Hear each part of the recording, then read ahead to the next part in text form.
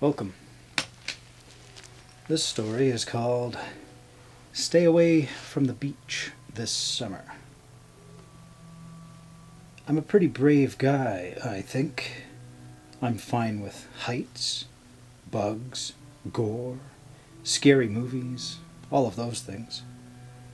I'm also a fairly big guy. I stand at 6'5" and I spend a lot of time in the gym, so you can understand why it takes a lot to scare me. That must be why my friends find my fear of the ocean so amusing. I honestly can't stand it, but I think it's completely rational. I mean, there are so many things in the ocean out to get you.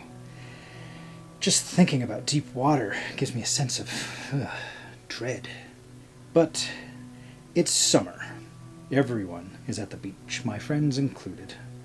Last week they told me that all of them were going to the beach on the weekend, and that I just had to come. You know how I feel about it, I said to them. Can't you swim? They asked. Sure I can, in a pool. I'm telling you, any sane person shouldn't want to swim in the ocean. Get over yourself, Ted. You're a 25-year-old man. Not one to be emasculated so easily, I decided that I'd tough it out. Helped by Tracy's suggestion that if I wanted to, I could just mope in the sand and get myself a tan. So Saturday morning we went to the nearest beach. I spent the first 5 minutes laying down on the sand with Tracy, Caroline, and Ruth. But it was scorching. So I gave in, and I walked towards the water, much to Evan, Tyson, and Hank's delight. They were up to their waists in water, half attempting to drown each other and laughing all the while. I was only up to my knees, but once they began to goad me, I took a step forward and immediately felt a prickling sensation on my leg. Evan moved towards me, probably planning on dragging me in deeper, but I yelled at him to keep his distance. This weird-looking jellyfish just stung me, I yelled. Oh, I see it, he responded. The bell, or hood, which is to say the head of the jellyfish, was transparent, and it looked like there was this pink, wrinkly mass inside with a ton of tentacles dangling from it, several of them touching my leg. Safe to say, I hopped back to the safety of the sand quickly. Tracy was apologizing profusely for pressuring me into swimming, which I just laughed at. That's a nasty-looking sting you've got there, Ted, Evan interjected. He was right. A solid part of my leg surrounding the sting had gone extremely pale. You want me to pee on it? Tyson joked, now having walked over. I'll pass. I'm not getting back in the water, though, I responded. Okay, Ted, I'm not going to argue with you there.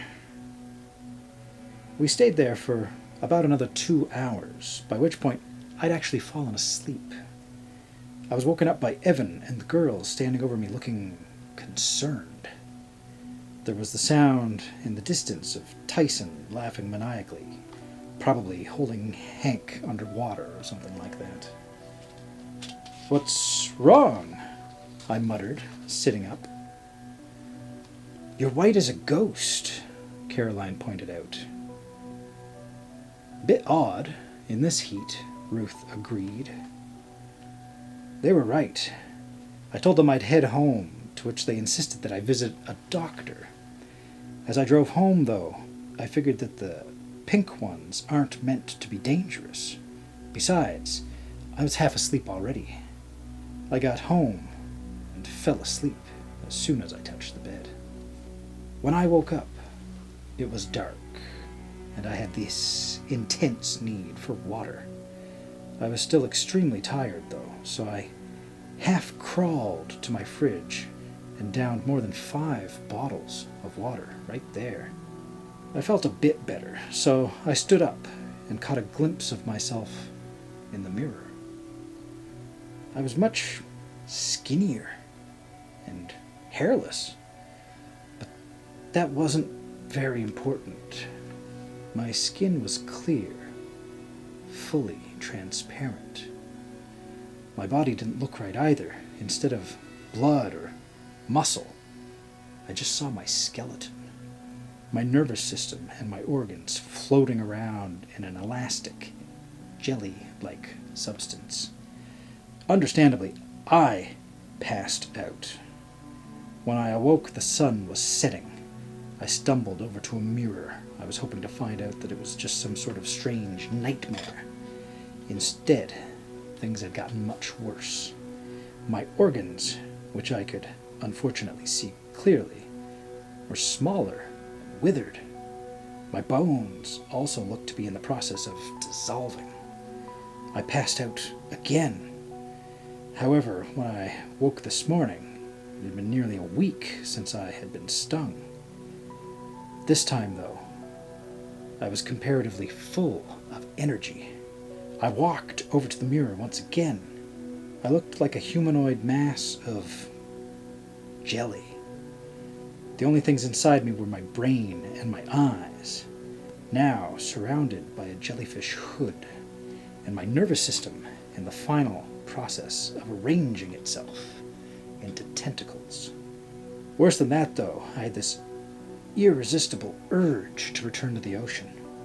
I managed to drive myself to the beach and found myself looking at around a dozen other people in the same state that I was in.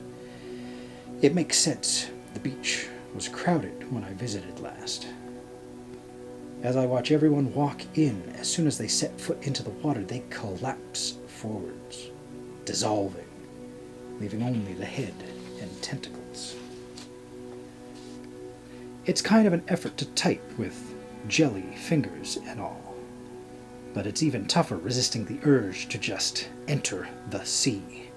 But that's when my eyeballs will disappear, and I'll be left as nothing more than a jellyfish. There are only two things that I hope for now. One, please God, I hope I'm not conscious as a jellyfish. Two, I do hope that the beach is not crowded this weekend. I'm not confident in either. So, my final advice: stay away from the beach this summer.